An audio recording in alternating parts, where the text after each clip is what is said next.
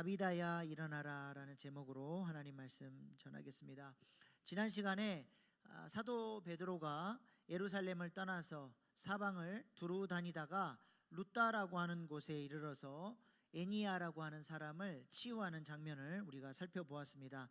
오늘은 루다에서 약 1시간 정도 떨어진 욥바라고 하는 항구 도시에 베드로가 가게 되는 장면입니다. 루다와 욥바가 어디에 위치해 있는가 잠깐 사진 한번 보여주세요.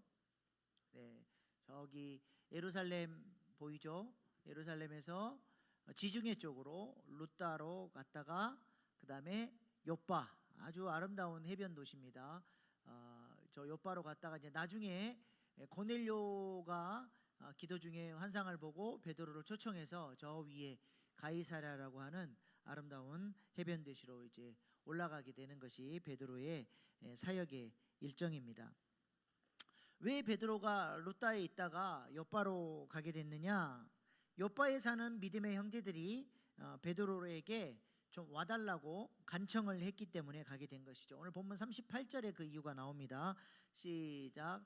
루다가 욥바에 가까운지라 제자들이 베드로가 거기 있음을 듣고 두 사람을 보내어 지체 말고 와달라고 간청하여. 왜 간청했나요? 그들과 함께 사역했던 다비다라고 하는 자매가 갑자기 죽었기 때문입니다. 36절 37절 시작. 욥바에 다비다라 하는 여제자가 있으니 그 이름을 번역하면 도르가라. 선행과 구제하는 일이 심히 많더니 그때 병들어 죽음에 시체를 씻어 다락에 누이니라. 아멘. 아멘. 다비다라고 하는 자매가 죽었는데 이 다비다를 소개하는 수식어가 상당히 길게 묘사가 되어 있죠. 다비다라고 하는 이름은 아람어 이름이에요. 근데 뭐 굳이 다비다라고 해도 되는데 일부러 헬라어 이름을 가르쳐줘요. 헬라어로 번역을 해줍니다. 왜 번역을 할까요? 도르가라고 하는 헬라어 이름의 의미가 이것이다라고 하는 것을 번역을 해서 가르쳐줍니다. 왜냐하면 사도행전을 읽는 독자가 아람어는 잘 모르는 사람이었기 때문에 그렇습니다.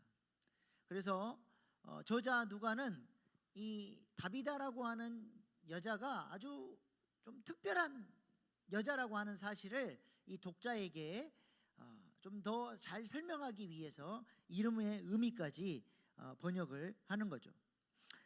그렇다면 이 사도행전의 독자는 누구예요?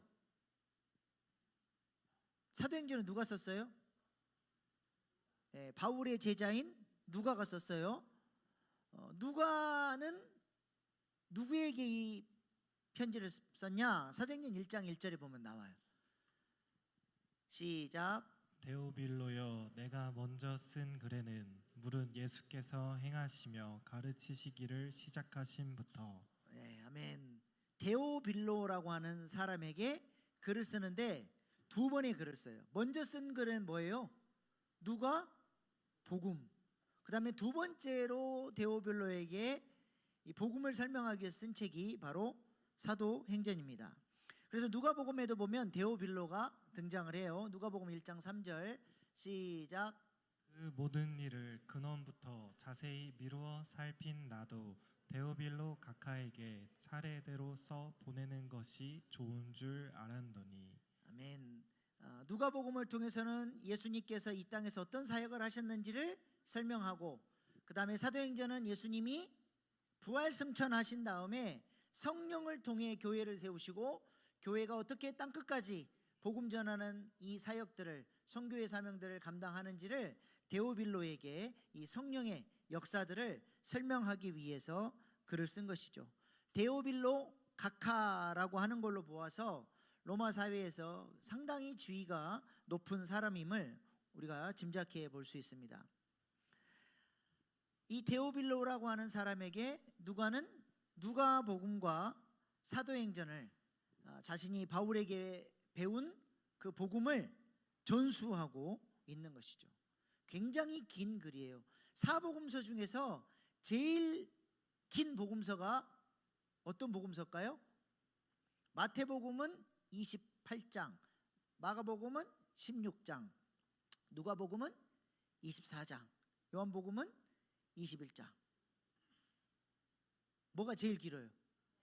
네, 장수는 마태가 많은데 절수로는 누가복음이 절대적으로 압도적으로 많아요. 마태복음이 330절, 누가복음이 500절입니다. 훨씬 많은 분량을 썼죠. 이 데오빌로 한 사람을 섬기기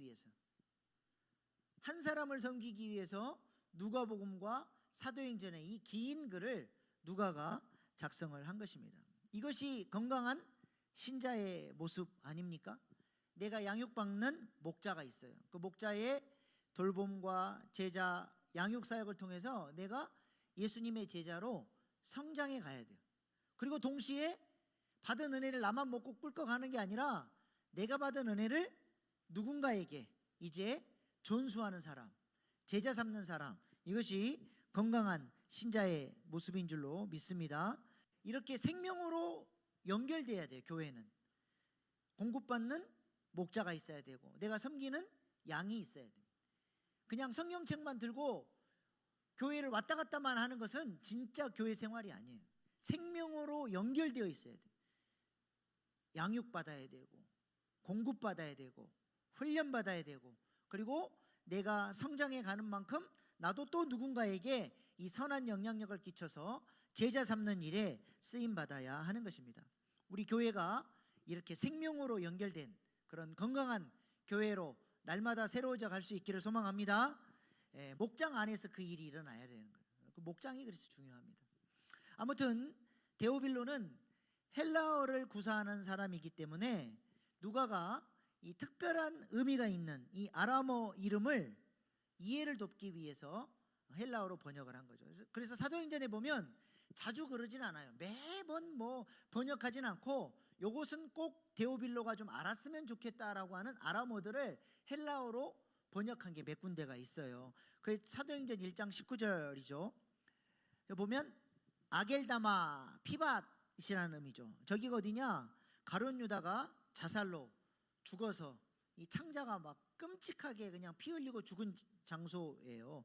그 장소의 의미, 아겔다마라고 하는 장소의 의미를 설명해 줌으로써 가룟 유다의 죽음이 얼마나 비참한 죽음이었는가를 강조하기 위해서 일부러 보여주는 것이죠. 또 바나바라고 하는 사람에 대해서도 일부러 번역을 해줘요. 사도행전 4장 36절, 구브로에 난 레위 족속 사람이 있어 이름은 요셉이라. 저거는 헬라식 이름이에요. 근데 사도들이 일컬어 바나바라 불렀어요. 저 아람어예요. 그럼 도대체 바나바가 무슨 뜻이냐? 위로의 아들이라는 거죠. 그래서 바나바라고 하는 사람에게 주의를 기울이고, 이 사람이 예루살렘 교회에서 얼마나 위로의 아들로서 많은 사람을 살리고 생명 살리는 일에 쓰임 받았는지를 일부러 주목할 수 있도록 바나바를 그렇게 설명해 주는 것이죠. 다비다도 마찬가지입니다. 헬라어로 도르가라고 하는 의미를 가르쳐 줌으로써 이 다비다라고 하는 여자가 어떤 여자였는지를 일부러 보여주는 것이죠. 도르가, 헬라어로 도르가, 다비다를 도르가로 번역했는데 우리는 도르가가 무슨 의미인지도 몰라요. 다른 성경, 다른 데는 한국말로 좀 풀어서 가로치기가 돼 있는데 이 부분은 그냥 빼버렸어, 성경 번역가들이. 이 도르가라고 하는 의미는 사슴이라는 뜻이에요. 이름이 굉장히 이쁘고 사랑스럽죠. 이 다비다라고 하는 이 여자가 하나님 보실 때 이렇게 이쁘고 사랑스러운 여자였다라는 사실을 이름을 번역하면서 소개해주고 있는 것이죠. 이 사랑스러운 여인에 대해서 누가는 여제자라고 소개를 합니다. 사도행전은 예수 믿는 사람들을 교인이라고 말하지 않고 뭐라고 불렀어요? 제자라고 불렀죠. 사도행전 곳곳에 교인들을 지칭해서 제자라고 그렇게 표현을 합니다. 그러므로 예수를 믿는다라고 하는 것은 교회에 출석하는 교인이 아니라 예수를 믿는다는 것은 곧 뭐가 돼야 된다는 거예요? 제자가 되어야 한다는 것을 의미하는 것이죠. 그렇다면 제자는 어떤 존재예요? 누가가 누가복음에서 예수님의 말을 그대로 직접 인용하면서 제자는 이런 존재입니다라고 이야기하죠. 누가복음 9장 23절 24절 시작. 또 무리에게 이르시되 아무든지 나를 따라오려거든 자기를 부인하고 날마다 제 십자가를 지고 나를 따를 것이니라. 누구든지 제 목숨을 구원하고자 하면 잃을 것이요 누구든지 나를 위하여 제 목숨을 잃으면 구원하리라. 아멘. 제자가 어떤 존재라고 말씀합니까? 제자는 어떤 존재예요? 나는 죽고 예수로 사는 훈련을 하는 사람이 제자예요. 근데 나는 죽고 예수로 사는 이 나주예사의 삶을 어쩌다가 가끔 기분 좋을 때, 어쩌다가 가끔 주일날만 그게 제자예요? 우리 주님 뭐라 그러셨어요? 어떻게 해요? 날마다 나는 죽고 예수로 사는 삶을 훈련하는 사람이 제자라는 거예요. 여러분은 제자이십니까? 날마다 나는 죽고 예수로 사는 삶을 훈련하고 계세요? 그렇다면 도르가는 날마다 어떤 제자의 삶을 살았다고 오늘 본문이 얘기합니까? 36절 다시 보십시다. 시작. 다비다라는 여제자가 있으니 그 이름을 번역하면 도르가라. 선행과 구제하는 일이 심히 많더니. 여제자 다비다는 뭘 했어요? 선행과 구제를 그냥 한 게 아니에요. 어떻게 했어요? 심히 많이 했대요. 심히 많이. 말씀 보십시다. 시작. 39절 시작. 베드로가 일어나 그들과 함께 가서 이르매 그들이 데리고 다락방에 올라가니 모든 과부가 베드로 곁에 서서 울며 도르가가 그들과 함께 있을 때에 지은 속옷과 겉옷을 다 내보이거늘. 아멘. 다비다는 과부였습니다. 무슨 돈이 있어서 이 과부가 심히 많은 구제를 했을까요? 다비다는 아마 손재주가 매우 뛰어난 여자였던 것 같습니다. 그래서 함께 있었던 과부들이 그가 만들었던 속옷과 겉옷을 베드로에게 보여주지 않습니까? 당시 로마 문헌들을 보면 남편이 없는 과부는 극심한 경제적인 어려움 가운데 살았다고 합니다. 그런데 그 중에서 간혹 손재주가 뛰어난 과부들이 그 손재주로 옷을 만들어 팔기 시작하는데 이 손재주가 좋다. 이 여자가 만든 옷은 트렌드 유행에 아주 민감하고 옷을 입으면 맵시가 난다. 이게 소문이 나기 시작하면 로마 귀족들이 이 과부에게 돈을 주고 옷을 구매하기 시작하면서 많은 돈을 버는 과부들이 있었다라고 하는 기록이 로마 문헌들에 있습니다. 다비다는 이렇게 손재주가 좋아서 옷을 잘 만들어요. 그때 당시 옷은 진짜 비쌉니다. 예수님이 돌아가시고 그 예수님의 옷을 그 천을 서로 가져가려고 싸우잖아요. 그럴 정도로 옷이 재산이에요, 재산. 빚쟁이가 와가지고 돈을 못 갚으면 뭘 벗겨가 버려요? 속옷을 벗겨가 버려요. 그 냄새나는 속옷을. 근데 겉옷은 가져가면 안 돼. 왜냐하면 그것까지 가져가 버리면 밤에 얼어 죽어버리니까. 그거는 겉옷까지 뺏어가면 그 사람은 죽으라고 그냥 방치하는 것과 살인 미수죄에 속하기 때문에 그렇게 하는 속옷을 벗겨가 버린다니까요. 그만큼 옷이 당시에는 귀했는데 이 다비다가 아주 옷 만드는 기술이 뛰어났던 여자. 그래서 그것으로 인해서 많은 소득을 얻었고, 그래서 자기와 같은 처지에 있는 과부들, 경제적으로 극심한 어려움 가운데 있는 과부들을 어떻게 했다고요? 많이 구제했어요. 어떤 마음으로 구제했어요?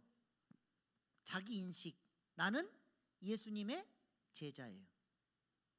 자신의 배부름을 위해서 살아가는 인생이 아니라 하나님을 사랑하기 때문에 구제하며 어려운 사람들을 도우려고 그렇게 주님이 원하시는 뜻대로 살려고 애를 썼던 제자였다라고 하는 것입니다. 우리가 주일날 말씀 나누는 산상수훈의 핵심이 뭡니까? 예수님께서 새 나라 백성들, 제자들에게 하나님 나라의 새로운 법도를 가르쳐 주시죠. 그래서 이스라엘 백성들에게 십계명의 말씀을 주셨던 것처럼 예수님도 산상수훈을 통해서 십계명을 주셔요. 이제 우리가 앞으로 살펴볼 거예요.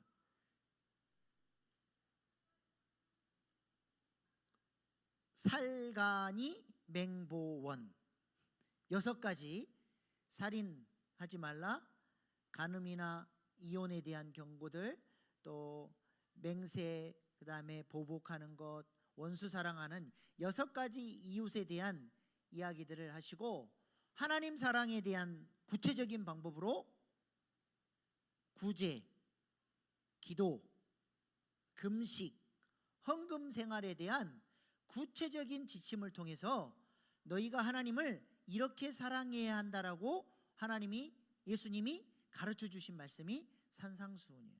그러니까 하나님을 사랑한다고 하는 것은 관념적으로 하나님 저 많이 하나님 사랑해요, 찬송가 부르면서 하나님 사랑합니다 고백한다고, 그것도 하나님이 그런 고백도 기쁘게 받으시지만, 더 하나님의 마음을 기쁘시게 하고 하나님이 감동받으시고 영광 받으시는 것은 구체적인 삶을 통한 순종을 통해서 하나님의 말씀에 근거해서 하나님을 사랑하는 것, 하나님이 그것을 기쁘게 보시는 거예요.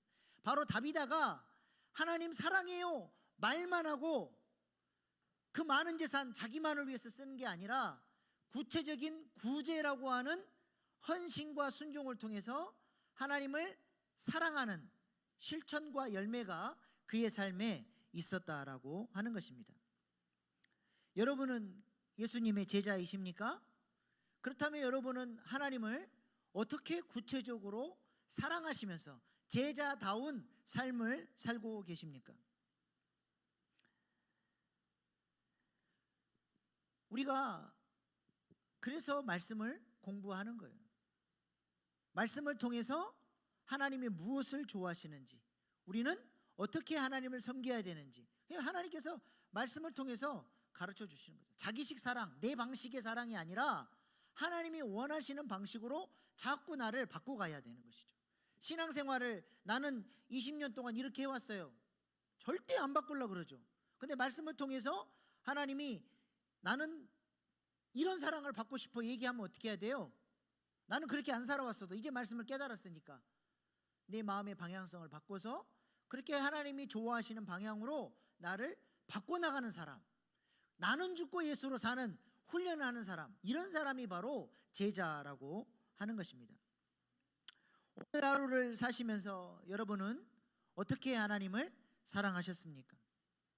오늘 하루를 시작하면서 여러분은 예수님의 제자로서 어떤 삶을 살기로 결단하시고 오늘 하루를 사셨습니까?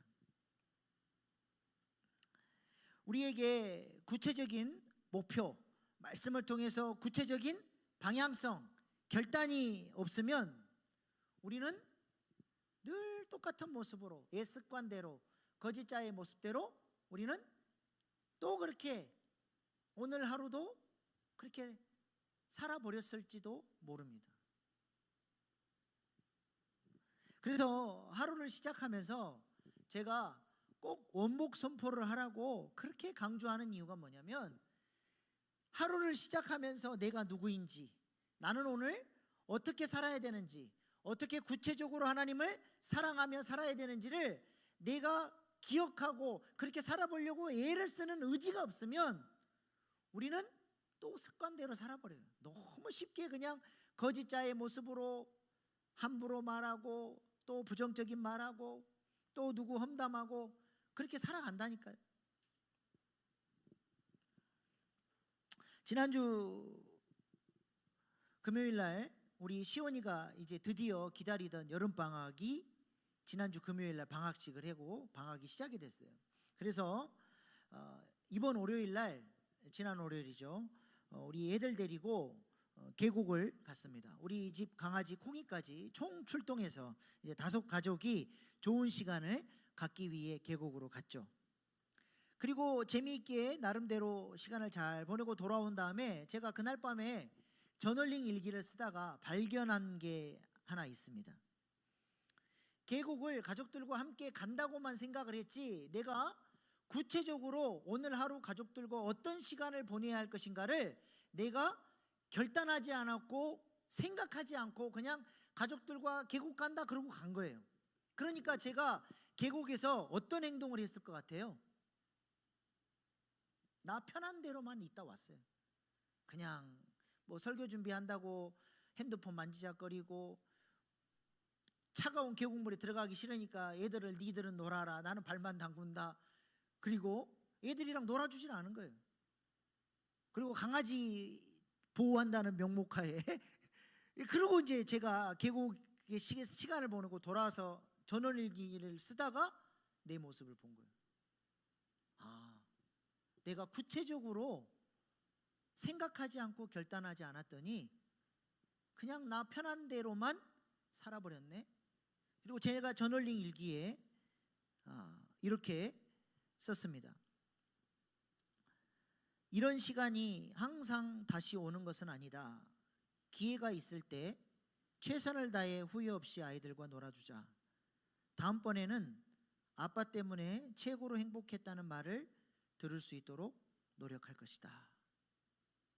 제가 만약에 그날 아침에 적극적으로 우리 아이들이 진짜 행복해 할 수 있도록 내가 몸 담그는 걸 싫어하지만 내가 그렇게 물놀이를 하고 우리 아이들이 이때를 기억하면서 진짜 행복한 시간이었다라고 추억할 수 있게 만들어야 되겠다고 내가 결심하고 갔으면 어떻게 행동했을 것 같아요? 완전히 다른 하루를 보낸 거예요. 완전히 다른, 아무 생각 없이 그냥 간 것과 결단하고 간 거는 완전히 다른 모습이 나타나는 거죠. 그래서 제가 원복 선포를 하라 그러는 거예요. 오늘 하루 내가 어떻게 살 것인지를 결단해야 돼요. 결단해야 내가 구조가 달라진다 그러잖아요. 뇌 과학자들이 얘기하잖아요. 결단하는 순간 내 구조도 달라진대요. 하루를 대하는 태도가 달라지는 거예요. 그러지 않으면 우리는 깨어있지 않으면 또 습관을 따라서 그렇게 살아버려요. 또 함부로 말하고 부정적인 생각하고 또 옛날 모습대로 그냥 또 돌아가 버리는 거죠. 이번 주간에 어떤 자매가 멘토링 단톡방에 오늘 할 일에 대해서 아침에 글을 올렸습니다. 요즘 만화 보는 재미에 빠져서 시간 낭비를 많이 했는데 제가 저널링 영상을 보내주면서 저널링 꼭 쓰라고 한번 당부를 했는데 그걸 보고는 결심을 한 거예요. 내가 그냥 요즘에 그냥 막 시간 낭비를 너무 많이 했는데 오늘은 내가 성경을 읽을 것이다. 오늘은 주일 설교 내용을 복습할 것이다. 오늘은 독서를 할 것이다. 오늘은 꼭 저녁에 이것을 실천하고 저널링을 쓸 것이다. 아침에 딱 결단하고 단톡방에다 올렸어요. 어떤 하루를 살았을까요? 그냥 평상시처럼 또 시간 나면 그냥 만화 보고 시간 떼어버렸을까요? 아니면 결단한 대로 해보려고 시도했을까요? 100%다 성공 못했어도 그래도 그렇게 해보려고 노력하는 마음의 자세가 있었겠죠. 그래서 제가 그렇게 올라온 글 밑에다가 이렇게 답글을 달아줬어요. 목표 없는 하루와 결단하고 시작하는 하루는 하늘과 땅 차이, 느낌표 3개. 적어보고 선포하고 어떻게 살 것인지 하나님 앞에서 결단하고 시작하는 하루와 아무 생각 없이 시작하는 하루는 진짜 하늘과 땅 차이입니다. 우리는 예수님의 제자로서 어떻게 살고 있습니까? 하나님을 어떻게 사랑하고 계시나요? 구체적인 결단과 구체적인 삶의 순종이 나와야 된다니까요. 하나님이 좋아하시는 것을 한 가지라도 더 해보려고, 내가 지금까지 이렇게 그냥 주어진 대로 살아왔는데 말씀을 듣다 보니까 내가 하나님을 사랑하기 위해서는 이거라도 한번 해보자, 무엇인가 좀 새로운 결단이 내 삶에 나와야 된다는 거예요. 그것이 내가 하나님께로 한 걸음 한 걸음 더 가는 거예요. 제가 어제도 원복 선포를 또 썼어요. 계속 새로 쓰는 거예요. 한번 띄워주세요. 십자가. 나는 죄에 대하여 죽고 의에 대하여 살아난 거룩한 존재입니다. 오늘도 거룩하신 보혈의 피를 나의 눈과 입과 귀 그리고 마음과 영혼에 뿌립니다. 우리의 가정과 교회와 모든 사역의 자리에 뿌립니다. 오늘도 피공동체의 능력을 경험케 하시고 죄와 사망의 법이 깨트려지는 능력을 경험하며 살게 하소서. 부활, 죄와 사망 곳에 승리하신 부활의 능력이 내 것입니다.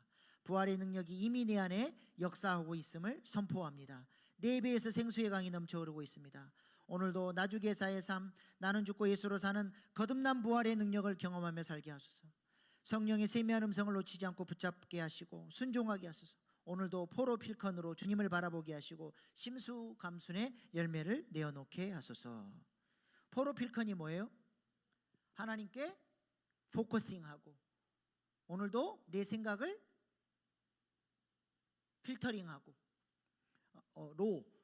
하나님의 주권, 로드십, 하나님의 뜻을 인정하고 포로 필터링, 그 다음에 컨커런스로 내가 의지적으로 주님 앞에 순종할 때 하나님의 능력을 경험하게 하소서. 이 포로 필컨이 되면 신수감순의 열매가 나와요.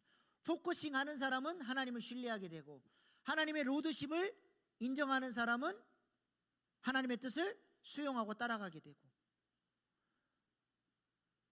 필터링하는 사람은 그의 마음 가운데서 감사가 터져나오고 컨커런스의 순종으로 나가는 사람은 순종의 열매를 맺게 되는 것이죠. 승천, 저는 영광스러운 존재입니다. 주님과 함께 하늘에 오른 자입니다. 오늘도 천국 시민답게 하늘에 속한 자로서 성령과 더불어 하나님을 사랑하고 내 아내와 자녀들을 사랑하게 하소서. 우리 교회 성도들과 이웃들을 사랑합니다. 사랑을 베풀게 하시고 넉넉한 가슴으로 그들을 품고 섬기고 헌신하는 하루 되게 하소서. 만나는 사람마다 빛이 있으라 선포하며 살리는 일을 하게 하소서. 자기 언어로, 내 언어로 써보는 거예요. 예수님께서 우리에게 원복, 하나님이 주시는 하늘의 신령한 복을 누리며 살 수 있도록 해주시기 위해서 예수님이 십자가에 지셨고 부활하셨고 승천하신 은혜를 주셨어요. 이 십자가 부활 승천 안에 우리의 원복이 들어있습니다. 이것을 붙잡고 선포하는 거예요.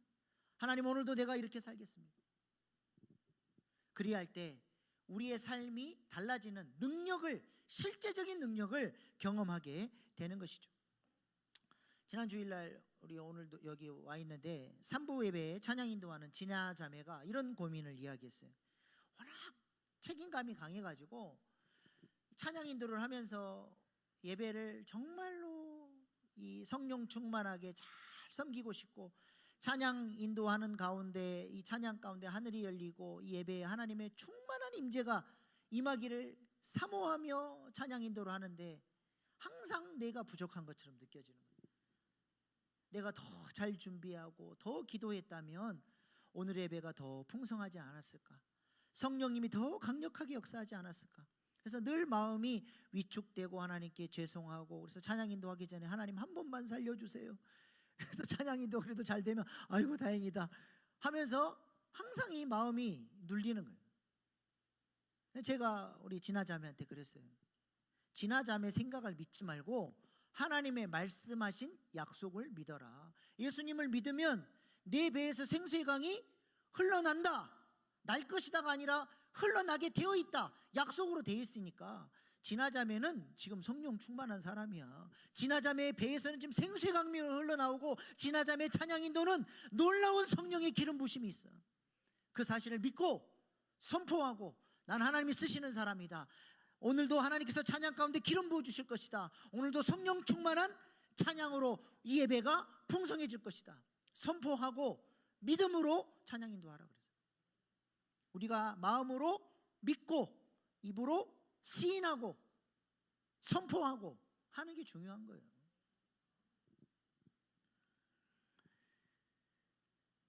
우리는 의로운 존재입니다.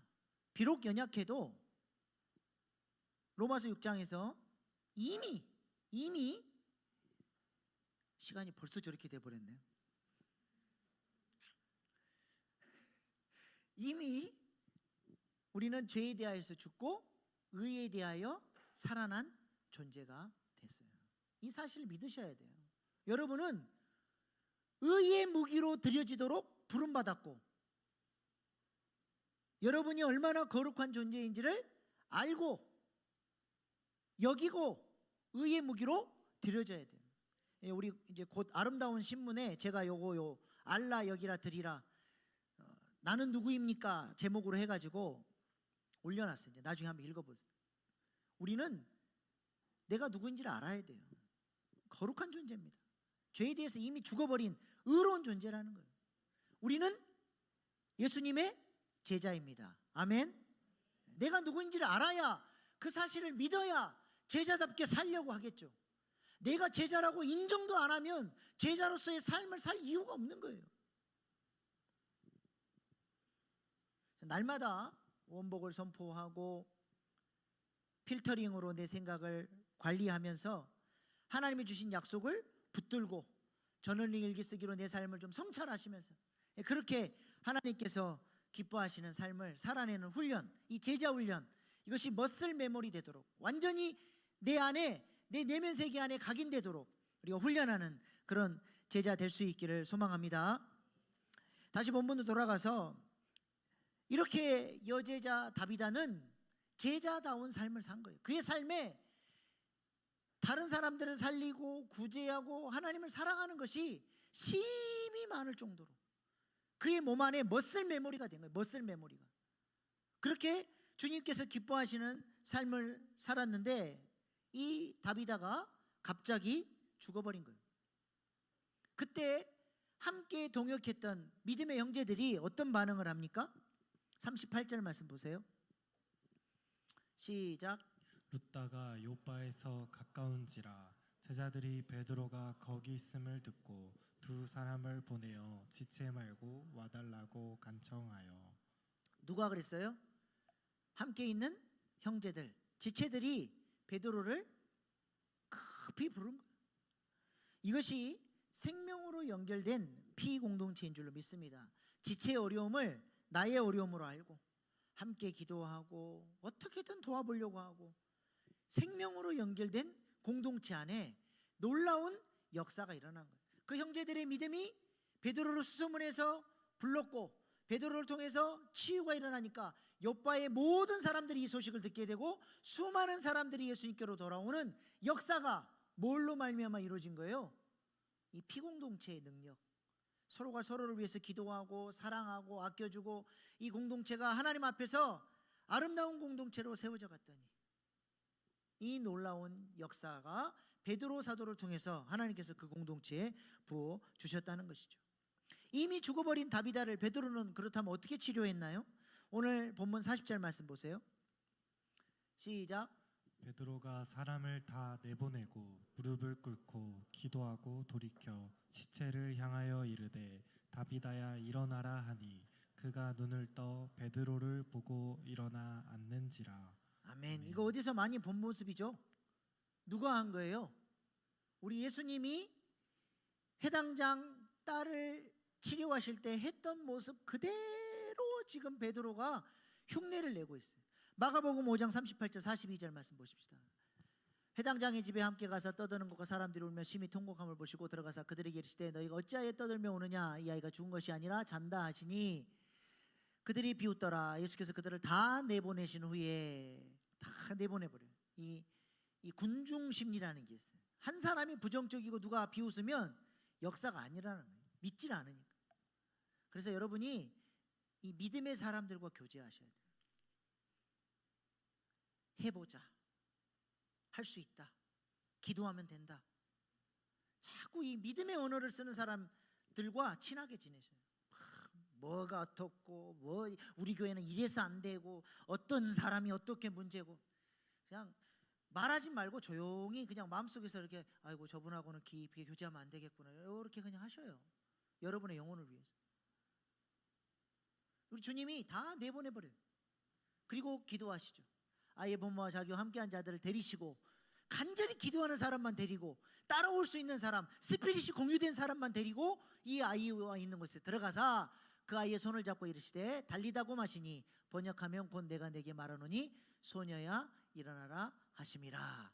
42절 소녀가 곧 일어나서 걸으니 나이가 12살이라 사람들이 곧 크게 놀라고 놀라거늘. 베드로가 지금 예수님이 하신 그대로 스피릿을 못 따라올 사람들 나가라 하고 기도할 수 있는 사람만 데리고 간절히 기도해 하고는 하나님이 딱 믿음을 주시니까 어떻게 했어요? 다비다야 일어나라 선포하니까 죽어있던 다비다가 일어난 줄로 믿습니다. 승천하신 예수님께서 제자들에게 뭘 명령하셨어요? 내가 승천하고 성령을 보낼 텐데 그때 어떤 일이 일어난다 그랬죠? 요한복음 14장 12절 말씀 보세요. 시작.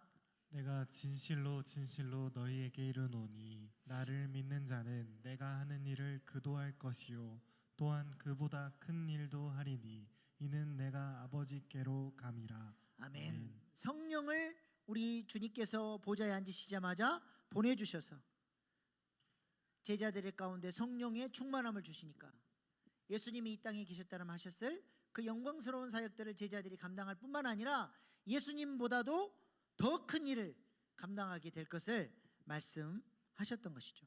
베드로는 지금 주님 말씀하신 대로 주님께서 하셨던 그 사역을 그대로 흉내내고 따라하고 그 역사를 일으킬 뿐만 아니라 이제 베드로를 통해서 이 복음의 역사가 우리 주님은 가나안 땅 안에서만 사역하셨잖아요. 근데 베드로를 통해서 온 열방으로 이제 이 복음의 확산이 더 큰 일을 위해서 우리 베드로를 하나님께서 쓰고 계신다는 것이죠.